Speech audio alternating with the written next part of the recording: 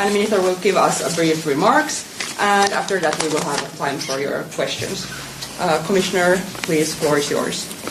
Well, thanks a lot, and first of all, thanks a lot to Minister, who hosted today both our bilateral meeting, but also we had a chance together to participate in a very important high-level video conference, which we organized, and which was, as you know, devoted to a very clear goal to discuss among, let's say, so more or less frontier countries, development of a very important project, common project, regional project, what we call drone wall. Drone wall we see as part of bigger project, which now is called Eastern Flank Watch, which has perhaps three components. What they call ground wall, it's what some countries are developing, so-called anti-mobility means, on the borders, then drone wall, how to stop what we have seen recent time. During recent days, I will not tell you what we have seen. Of course, we understand all that those, provocations, testing, are very dangerous. And the last one is what we can call again, very symbolically, maritime wall. Because countries like Romania, like Bulgaria, also us, we need to be ready also to defend ourselves against any possible provocations from seaside. So we had today defense ministers from frontline countries, Bulgaria, Estonia, Finland, Latvia, Lithuania, Poland, Romania, and we were also joined by Hungary and Slovakia. And we had also High Representative and Danish Council Presidency, Danish Defense Minister. Also, we had very good opportunity and a lot of attention was paid to very substantial and very informative presentation by Minister of Defense of Ukraine, Danish Michal, shared really invaluable battle-tested expertise. And also we had NATO representatives also as observers of our discussion. As I said, that really we are facing clear challenges. Russia is testing the EU and NATO, and our response must be firm, united, and immediate. And at today's meeting, we agreed to move from, let's say, discussions to concrete actions, and we agreed on most important points that Eastern Flank Watch, with the drone wall at its core and as some kind of priority for the moment, will serve all the Europe. And together with frontline partners and the invaluable experience of Ukraine, we reach a shared understanding of its design. An immediate priority for drone wall, which with advanced detection, which really we lack in some places, tracking of drones and interception capabilities of drones. Ground wall with anti-mobility systems, maritime security for the Baltic and Black Sea, and space-based situational awareness, which is also very much needed. That joint approach would really help also some other areas like border control to protect ourselves against illegal migration, and that is what we need to have in mind. All of those are components of this broader picture, broader project, Eastern Flank Watch, which needs to be developed as regional and interoperable project. It should also be developed with Ukraine together, because their experience here is brings a lot of added value. Our next steps are clear. We shall secure political traction ahead of the October European Council. We think that will be important discussion in the Council in October, when the discussion will be about so-called roadmap on defense readiness. So we hope that it will be included also in that roadmap. Here will be also very clear language about this regional project. We will try to define in the nearest future, working all together, what I could call detailed, conceptual and technical roadmap, working with national experts. And of course we shall work together with European defense industry. And at the end we shall, and not at the end, but in parallel, we shall look how to build a comprehensive European Union industrial policy and financial toolbox to make the shield a reality.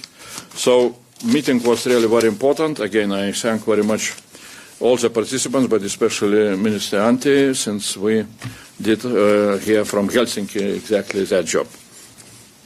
Well, first of all, thank you, Andrius, for coming to Helsinki, having this good bilateral meeting. EU is taking really their role, what it's needed to be in European defence and security. And thank you for initiative to gather this Eastern Flank countries group, for especially watching the close needs, what is needed for these acute threats, and also what we could do more with this group, together with Ukraine, together with NATO. These initiatives are a priority for Finland. As in other defence capability areas, we need both immediate efforts and long-term development of our capabilities. Recent incidents show that there is a need to analyse jointly our concrete next steps. Today was a valuable starting point to achieve concrete results, as we explored possible avenues for cooperation. As we look into next steps on these initiatives, it is clear that there should be a broad range of capabilities. Detection, counter-drone, and command and control capabilities are all important. There must be a comprehensive approach towards these drone threats. Secondly, we discussed how to build Europe's defence and the work we have ahead of us this fall. We support a concrete plan for ramping up Europe's defence. We need results quite fast. This work should be coordinated closely with NATO, and we are on the right track with that cooperation now. We need to step up as Europeans to take more responsibility on our own defence. Member States need to turn their defence budget commitments into concrete capabilities quite fast. The NATO Hague Summit was a major step in this regard, but now we need clear and concrete implementation. I would underline also that the importance of meeting our joint targets across the whole Union. For this, there should be a clear process for the defence ministers to guide the work also. Thank you, Commissioner. Thank you, Minister of Defence. And now we have time for questions. Please introduce yourself and your media. And first question here. Yleisradio, Finnish Broadcasting Corporation, Tuuli Kukkanen. To start with, about the technology, could you elaborate what type of capabilities are mostly needed? Are we talking about lightweight equipment? It seems a bit pricey way to shoot down drones with fighter planes. Well, thanks a lot for a very good question. And definitely when we are comparing how Ukrainians are fighting against drone intrusions, and what capabilities we have, we can very clearly say that we need to, to develop additional capabilities which we perhaps at the moment lack. And first of all, I would call detection capabilities, because our systems till now perhaps are good to detect air fighters, to detect missiles, but when small drones are coming very low, we need to have radars, we need to have acoustic sensors, whatever, all the different technological equipment, which again, Ukraine has good experience what really is working in the most effective way. There are things which we can which are produced by different producers, both in Europe but also outside of Europe, and I think that this capability should be our first priority, really to establish network of detectors. All the different experts know what kind of detectors we need, where they need to be placed, and of course we need also that those detectors should be in our systems of surveillance should be integrated, that we could see what is coming maybe in our neighboring countries of this frontier countries. So, but detection is crucial. Second, definitely we need to look into effective means how to destroy radars if they are entering our airspace. And here are several things. Of course, first of all, electronic warfare means what the Ukrainians are using very much, how to jam those drones which are coming into our airspace. There are, again, capabilities which we need simply to acquire, to procure, and to start to employ them. Second, what now we can see in battlefields of Ukraine, drone interceptors are becoming very, very effective. Those capabilities are also growing very rapidly, and we need to look also how we can build those capacities in our defense lines. And the last point at the moment is what we can call, traditional classical artillery, Zenit artillery, whatever, machine guns, on mobile groups, which, again, Ukrainians are using them in a very effective way, and that's what we can use. Next, of course, the countries which have some kind of capabilities on air, helicopters or air fighters, they can be used, but again, the question is the price of, if you are using air missile from your air fighter to shoot the drone, then you are using maybe a missile which costs 1 million to kill the drone, which costs 10,000. That's what of course needs to be always decided on spot. The last point is we need to be also very much looking into the future, because we can hear publicly announcements that some countries and some industries are starting to find totally new instruments, like, for example, lasers, to fight against drones. So if that technology will come, definitely we need also to be ready to use. Well, just shortly, there's a lot of equipment in the market now, so we just have to kind of assess what kind of equipment we are doing, and are we doing some joint procurements. And of course, like I said, it's a comprehensive system. It's a multi-layered air defense system where you have to kind of at the same time take care of ballistic missiles, cruise missiles, and countering drones. You need sensors, radars, and command and control structures. So it's not an easy only one component, and every country has kind of a different, little bit different system. For example, Finland has a really different system compared to some other countries. So that's why we have also our kind of own proposals in this project. How much can we use Ukrainian know-how? Of course, they are key players here. They have the best knowledge in Europe. Bloomberg and then Reuters. Kirsi Heikkel from Bloomberg News. Commissioner, you said that we will build a comprehensive EU financial toolbox to make this shield a reality. Could you tell us more about that? Will there be a specific funding for the drone wall or for this new system you have discussed? Well, it will need to be decided by leaders of the countries, by UCO, At the moment, we perhaps need to look how to use those instruments which are available, like safe loans. That demand quite, rapid agreement on if we are looking for some kind of joint procurement. So we need to do that very quickly, because end of November is the last date when member states need to present their investment plans or joint investment plans. So that is one possibility. Next, what we need also to see, and we were talking about that, so-called EDIP program, European Defence Industry Program, regulation on that is coming. The last stages, I hope that concluding stages of trialogue negotiations are going on. Perhaps at the beginning of October, we hope that we shall finish then. EDIP really is bringing, first of all, new industrial policy instruments, like so-called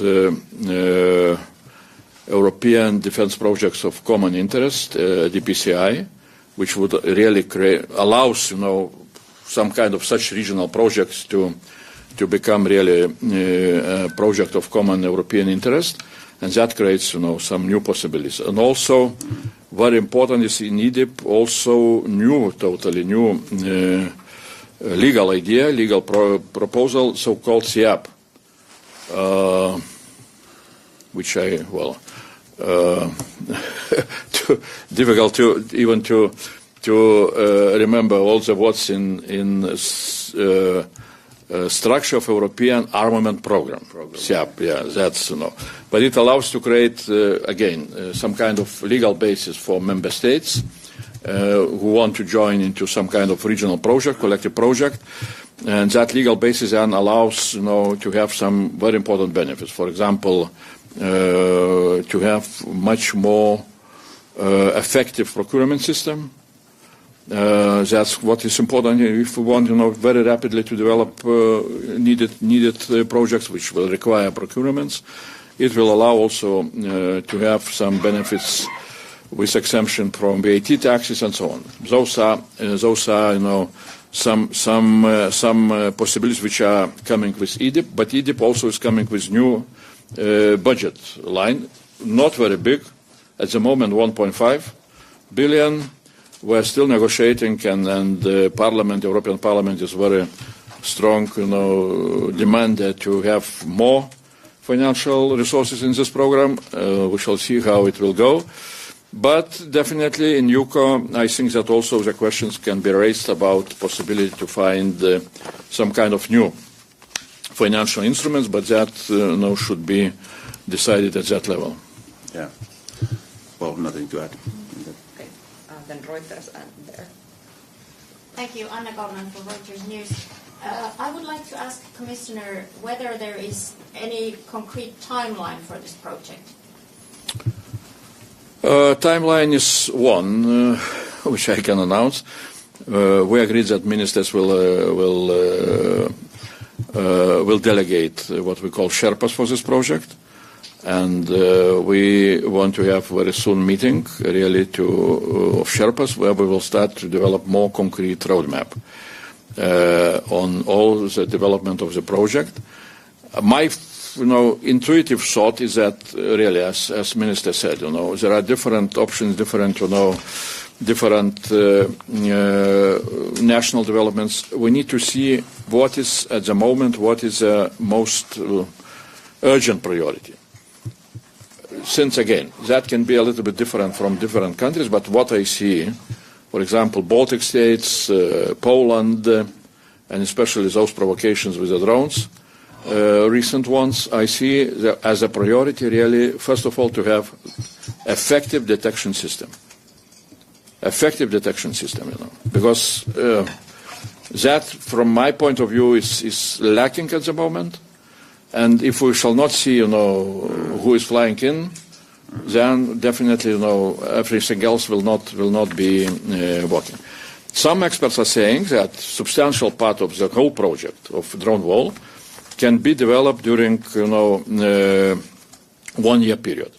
I am not sure if that's very precise. We shall work with our experts to look into what is really needed and how quickly we can do, especially learning again from Ukraine and learning not only about technologies but what is very important in my view, what Ukrainians are bringing. What sometimes we are forgetting is the whole ecosystem around. Because what Ukrainians have, really, it's a very unique interconnection in between of producers of systems like drones or anti-drones, operators, for online data, engineers, innovators, digital guys who are, making very, very, effective statistics, and out from that you can make, conclusions. Is your equipment working or not? Because Russians are also good in developing new systems, and then they can jam your drones, and so on and so on. So this is this ecosystem which would allow you to be permanently able to innovate and to be ready to defend yourself against whatever is coming. That, in my view, is something unique, which even it's not very clear how to borrow from Ukrainians that knowledge. Tuomas Savonen, Finnish News Agency.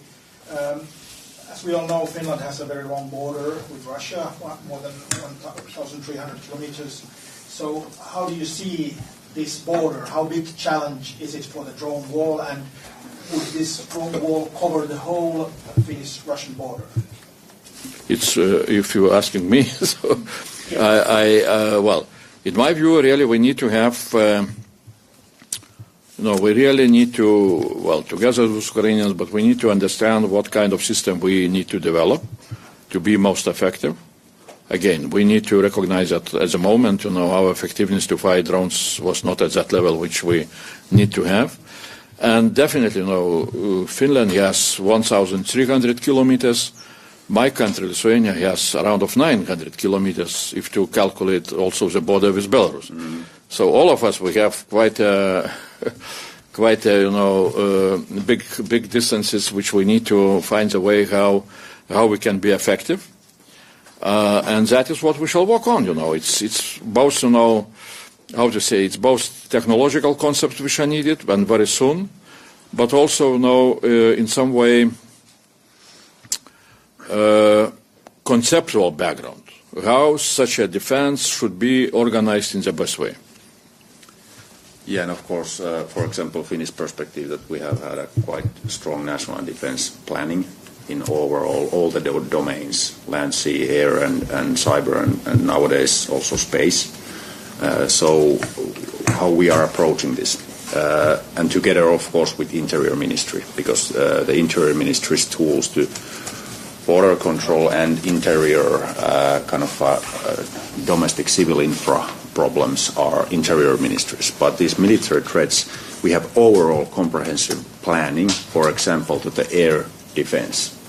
So that's why, like I said, we have to take a comprehensive approach also to this drone problem, how to invest heavily in the countering the missile threats, ballistic, cruise missiles, and how to combine this to the drone threat also. We have a very efficient, good integrated system where all these factors have been taken account, and now we are implementing this drone defense overall picture into our good system. So, and it will take, like I said, in my mind, there has three big pillars. The detection, which come from the surveillance, radars and all that stuff. Countermeasures for drones, electronic warfare, kinetic, shooting them down with cost-effective way, with new weapon systems. And the last is command structure. You have to have a clear way to lead and command the situation where there's a lot of drones and missiles and all that stuff. So we are not preparing only that there will be some drones. We are preparing the drone defense in the hardest way, what we are seeing in Ukraine also. And we are taking lessons learned from Ukraine, doing the cooperation with Ukrainians. They are maybe the world's best now in the drone defense. Viljas Rehn, I'm representing the daily newspaper Hufvudstadsbladet.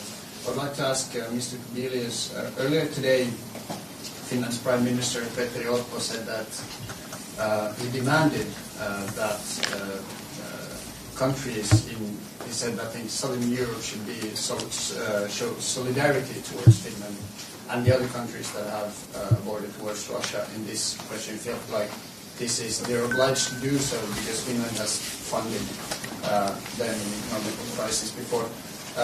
How keen do you think countries like Spain and Portugal are to fund this sort of project on Europe's eastern flank? Well, we shall see during COCO meeting, but definitely what we can see is that in general awareness about the threats are quite horizontally spread. For example, at least I am making very simple conclusion from what we saw from safe loans distribution. When we announced this safe loans initiative and we adopted regulation, my fear was that there will be quite a limited appetite for the loans. Appetite was bigger than we were expecting.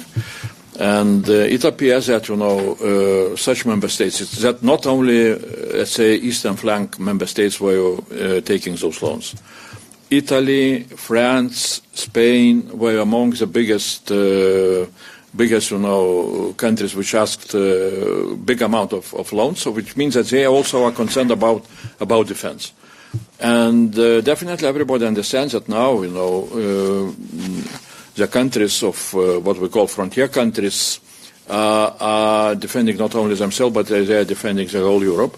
And simply, logical is to invest into this defense of Europe, European resources as they are available. The question in which form, how they can be done, that is, of course, for financial people to find the best way. What we need to remember is that really Europe is European Union and member states are, we can forecast quite big amount of money starting to come into defense. I'm always using very simple calculation. Since member states pledged to invest into defense 3.5% before 2035, so we shall take just next MFF period from 28 to 2035, where we're increasing also, we are proposing to increase MFF funding for defense. But, if we shall look into national defense spending, my forecast is that member states during that period of time will spend in average 3%. Now the average is 2%, some countries are spending 5%, but if to take this, 28, 35, if they will spend 3%, it will mean 600 billion per year. And during 7 years period, it will be 4 trillion euros. 4.2 trillion euros. So it's a big amount. Okay, not all the money will be spent on new equipment. Some money is spent for salaries and pensions, but nevertheless, it will be, really several billion euros which will be spent. The question is how we can arrange some kind of, financial mechanism that those money should come earlier than later. Because we cannot wait till 2035, and to invest those money only at that period of time. I think that there are different possibilities how such a problem can be resolved. And of course, we think that because Northern Europe was quite solidarity to the Southern Europe during the pandemic, so now it's our turn that the Eastern flank countries and the Northern Europe's countries must also have the solidarity from the Western and Southern Europe. Everyone has some kind of a threats in some year, and now it's our turn.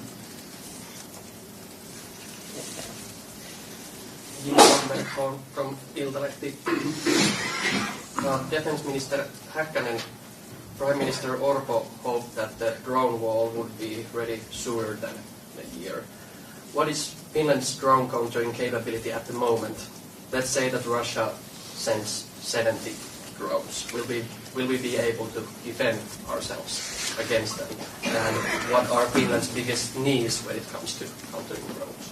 Of course, the Finnish tradition is that we are not saying aloud what kind of weapons or capabilities we have exactly, because we have planned to manage by ourselves, and we have a good defense. We have taken account all the threats, what we have also noticed from the Ukrainian war, but still we know that there's a lot of things to develop and invest heavily. So, but we have a quite good capability to do air surveillance and use also force if it's needed, and we are training that. We have a strong air force and all other capabilities which we can use if some drones or something comes to our airspace. That's no doubt about it. But still we are using our heavy investments in defense to also the drones now. But for example, when I said last week that we are now starting this new land domain, land forces reform, it will have about 10 to 15 billion euros, and there's also a part of drones. So we are taking this comprehensive approach to drones in all the sectors. MTV News. Do you want this drone wall to be in use only in the eastern flank borders, or should there be also protection for critical civil infrastructure, for example, airports and power plants with this drone wall? Well, if to look geographically, in each country, definitely there needs to be very concrete plans how that drone wall is metaphoric. It's how to not to allow enemy drones, to hit the targets in your territory. So that will be decided, by member states themselves, with experts, with maybe some also with NATO defense concepts, that will be agreed. Second, when we are talking about eastern flank watch and all those drone capabilities, drone wall, my view is that there can be interest from other countries also to join, because who knows what is coming next in terms of possibilities of provocations, testing, and so on. Perhaps you also you can read now. Some experts are saying that Russians can use, for example, this shadow fleet ships, using this technology that Ukrainians used in faraway Siberia, so-called web operation. That on the ship you can have containers, you can come to the coast of the whatever country or whatever port, and then you can send drones, to make either just provocation, hybrid provocation around airports or around ports or something even more. So that's why I'm saying that we shall see how that interest in development of those capabilities will appear in other countries, but we need to be ready really that this can be much broader. Thank you. I think this concludes this press conference, and have a good weekend, everyone. Thanks a lot. Commissioner. Thanks. Thank you, Minister. Minister. Thank you.